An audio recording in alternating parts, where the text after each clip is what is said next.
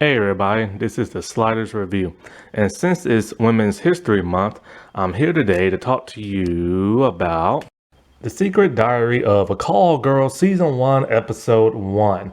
So this is a series I watched a few years ago. It came out in 2007, and it lasted for about 4 or 5 seasons. It's about 32 episodes. This is not the rundown review.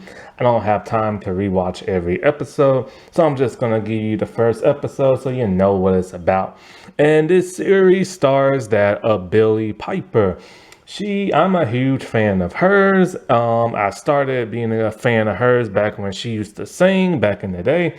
As a teen, she was like a pop, like singer, idol type person, and not on British Idol, nothing like that, or Pop Idol, whatever that reality show was called. She actually, went the old school route and became a singer. Then later on, she stopped that and became an actress. And surprisingly, she can do both. And that's really odd because most of the time a singer can't act, but she can and everything. And so this series was created by Lucy Preble. And those two are friends and have worked together recently on a show called I Hate Susie. The I Hate Susie show is very complex. It's a really, really, really huge like drama. The I don't know, the format is weird. Like it's hard to explain. But it's a really unique drama, but it's one of those shows that I watched and I don't know if I'll ever watch it again, only because it just didn't really do it for me that much, but it lasted for 2 seasons and stuff. And so with this series, and by the title, it's The Secret Diaries of a Call Girl. A call girl is a streetwalker, prostitute, a hooker and everything. But she's one of those high-end class hookers and stuff. I'm losing my voice. And so, like, one of those high-end kind are the ones that don't walk the streets. They don't dress like trashy slutty. They dress more high class and everything. Seductive but high class. They have agents and they wait to get like the call and will they do this person and stuff like that. And they meet them in like hotels, not no rinky dink hotel, a fancy hotel with bars and stuff like that. So Billy plays a woman named Hannah, and her professional name is Belle.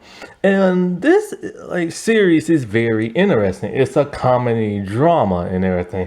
It takes a very tongue-in-cheek look at the profession of being a hooker and everything. And it's actually pretty enjoyable. It's not like straightforward, overly complex or anything like that.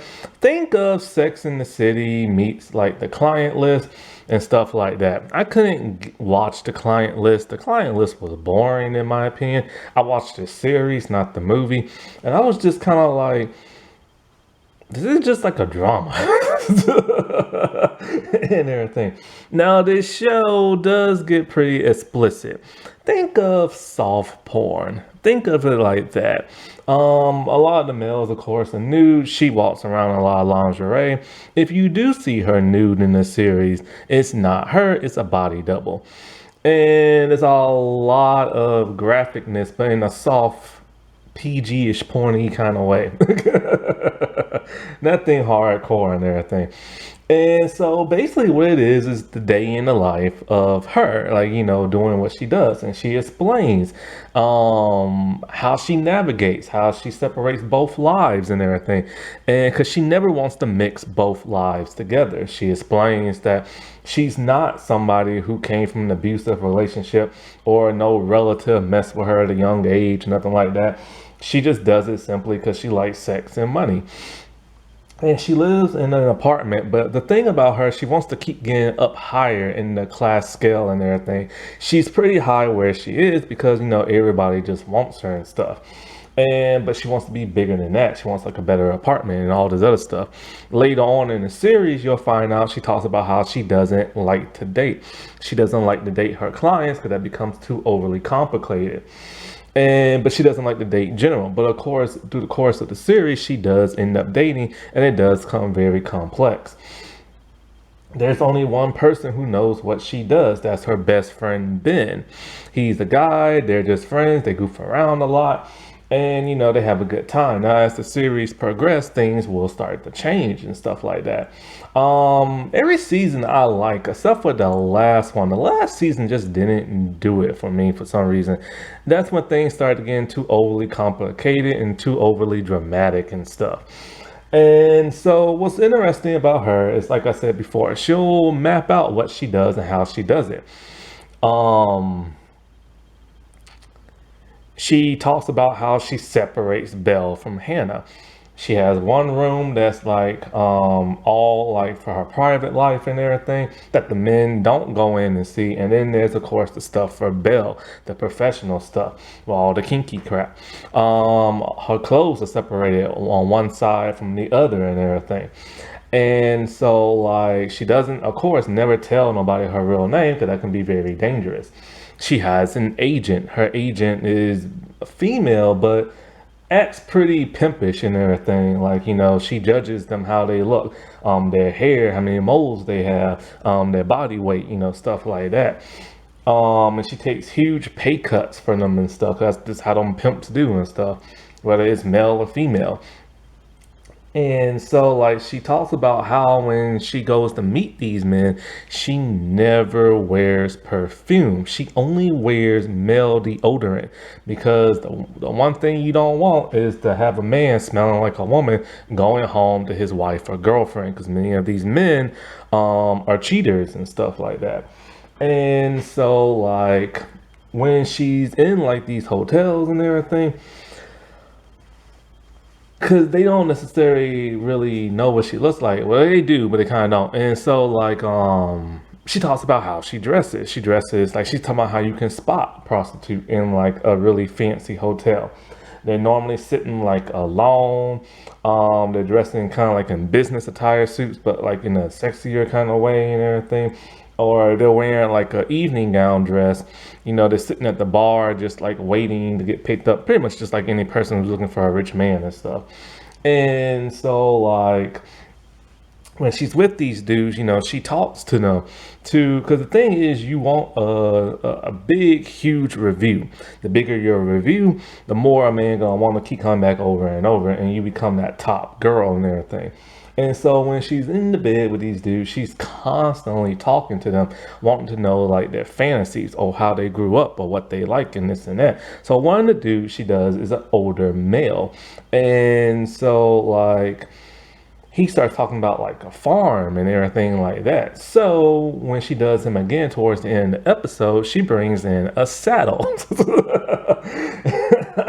And this, of course, turns him on even more. And so she straps the saddle on his back and she starts riding him and everything because that's what kind of fantasy he has. Because these men have like some of the most out there fantasies than just like, doing it and stuff. It's a weird psychological pleasure thing for them. Not only do they want to be satisfied physically, but mentally as well. And so when she meets this one dude, she assumes he's going to be this older retired man, but it's not. And so he's younger. And so when she's like going down on him, he is not turned on whatsoever, and he can't get like up. Can't get that shillelagh up. So she's all like, well, fine, I'll just do it myself. So she vibrates and everything like that. And this is still not working for him. And he acts so awkward and he just leaves. And she's just kind of like, well, what the heck? Like, what's wrong with her? And not only that, but of course, if she don't get no good review, that's gonna make her go down a peg. So when she talks to her agent, she wants to know, has he called back? And he has, but he wants a different girl. So she just wants to know what the heck is wrong with her. So it turns out he doesn't like fancy looking girls who wear makeup and dresses and stuff like that. He wants some more girl next door type. Jeans, a t-shirt, and no makeup. So she pulls some strings, and the girl he was supposed to be with, she shows up instead. So now he's totally into her when she's all dressed down and everything. And so, like, when they're like doing it, afterwards they're doing it, he starts to tell her about his life and his girlfriend, how his girlfriend can't satisfy his needs as he's giving her a back massage. And basically, he is getting a little too comfortable, a little bit too familiar. And she's getting a little too comfortable where she reveals her real name. And so this causes her to just panic in her mind. You can see the look on her face. She realized, crap, I have screwed up. She's getting too much into this. And not only that, but on her little pad, she writes down, he's into Hannah, not Bill. And so she can't have that and everything. She doesn't want to be his friend. She does not want to be his like side piece or anything like that. So she makes her agent make him find like a different girl and stuff.